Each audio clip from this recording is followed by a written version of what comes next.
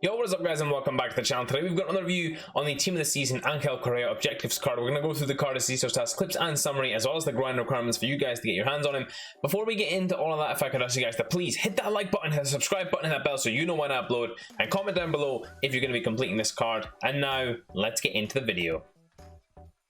So guys, the team that I use, Correa, and I played him in that right mid spot in a 4-2-3-1, linked him up with the Argentinian players, and I also played him in the cam spot as well once I switched him around at halftime. And overall guys, my first impressions, this is a really phenomenal card guys, really fun card to use, really good card as well. Let's just get into the review.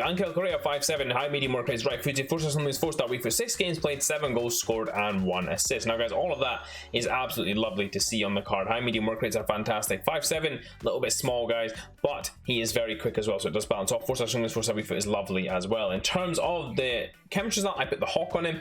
I felt like that was the best way to go with this card, as I feel like his technical side is actually pretty good. You don't need to boost it too much in any of those regards, which leads me into the attribute details guys. Now the key pros of the card is agility, balance, dribbling, ball control, all that stuff fantastic. The pace is really good as well on this card. The passing is pretty decent as well actually. I did feel like it was higher than 88 and 84 respectively. And his shooting was fairly decent as well for me guys. In terms of the cons, his composure is a bit of a letdown in terms of just how well he's able to finish sometimes, and that was really the only one that I felt like I could really pick up on. That was a really bad thing about this card. Otherwise it pretty much played how I expected it to play, and there was no real letdowns from it. In terms of the player traits, you got the flair trait and the technical dribbler trait, so no real surprises again there in terms of the traits. And now that we've covered that, let's get into what the ground requirements are for you guys to get your hands on him.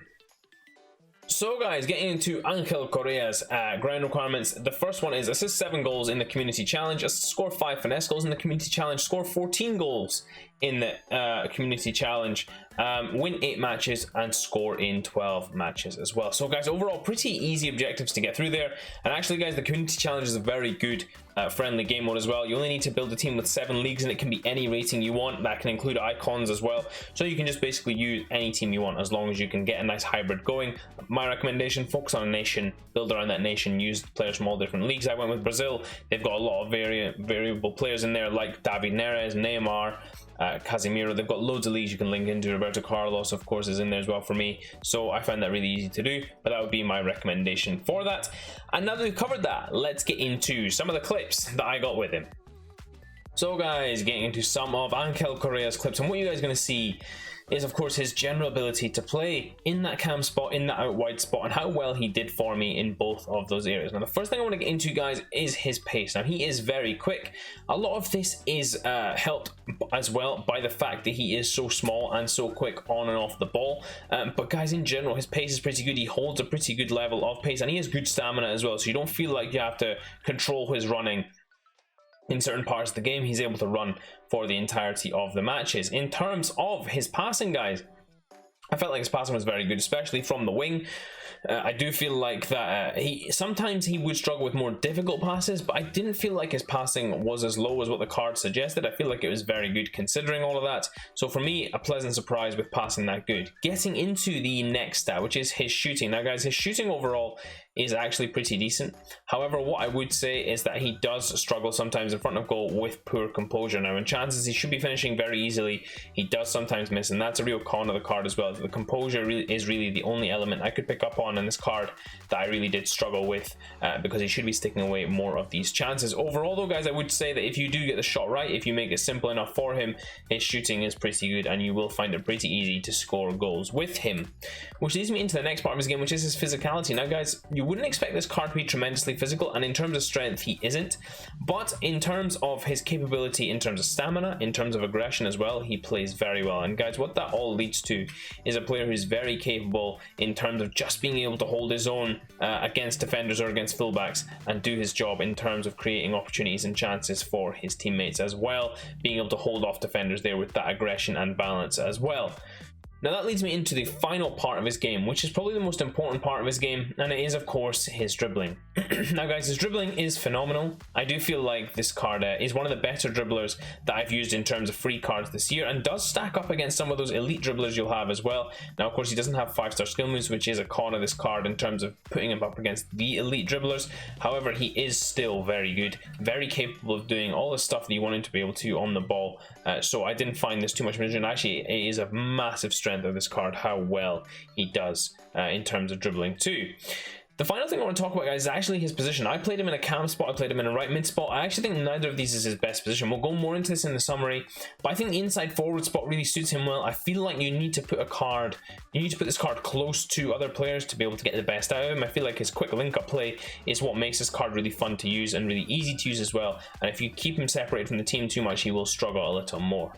However, guys, as we just look at these final few clips, you guys are just going to see the goals I scored with them, and over again, what you guys will be seeing is just how easy it is to dribble through those players, dribble through the team, and create easy chances for him. And generally, when you do create those kinds of chances, he will stick them away 8 or 9 times out of 10. These final couple of clips, again, using that pace to create an opportunity and get the assist there. And then this final one here, again, picking up the ball here out wide, getting the chance inside here, slipping past the defender, and then smashing it into the back of the net. So guys, getting to this final Angel Correa summary, of course it doesn't cost you anything on any of the consoles. We won't be doing a price comparison, but just your time to get through this card. And guys, if we just get straight into the key stats, of course the pace, the dribbling stats are phenomenal as well. I think his shooting is decent and his passing is very good as well. However, he is severely limited by this composure stat, so please do bear in mind that you need to watch out for that as well, guys. In terms of the chemistry style, guys, the Hawk is what I went with. I felt like that did a lot of favors for him just in boosting his shooting and general capability in front of goal. However, there are a number of ways you could go with this card. I'm just checking as well, just to see what other people have suggested. A marksman is the other way that other people have gone with this card, and that really does help him out just in terms of dribbling and shooting again as well. Helps him out in terms of strength, which may be a better way to go with this card, just in terms of helping him out and getting the best out of him. In terms of similar sorts of players, guys, you're looking at someone who's a bit smaller, someone who's a bit quicker. I do feel like a Salah sort of esque comparison is fair. Saka a bit better, of course, than this card, and a bit different as well. But I think someone like Mo Salah is a very similar sort of player. Maybe not the same sort of build, but definitely similar style of play in that regard. In terms of linkability, guys, he's got one perfect link to this Perez card, but of course strong links to all the Argentinian icons, Argentinian players in La Liga, as well as other Atletico Madrid players, of which there are many, and so many good links. You know, you've got What If plus Papu Gomez, of course, Lionel Messi, Suarez's moments cards, Saul's moments cards, Hermoso's birthday card. You know, you've got so many cards in there, guys, that you can link him into. This really is a phenomenal card for that. Which leads me into the final comparison, final recommendation, guys. And there's one point I want to talk about before I get into that, actually, which is his best position. Now, I did mention this in the clips, is that his best position is definitely the right forward slot. I think you're better off playing him close to the striker, getting him close to the striker. I think even the cam spot, he moves too far away from the striker. If you have him close to the striker, you can really get those nice link-up play passes going on and create opportunities for him. And that'll be the best way to play this card. But my recommendation is get this card done. It's definitely the best free card that's come out this year so far. And they will only continue to get better, and if nothing else, this is just good 90 rated fodder for the rest of you guys as well.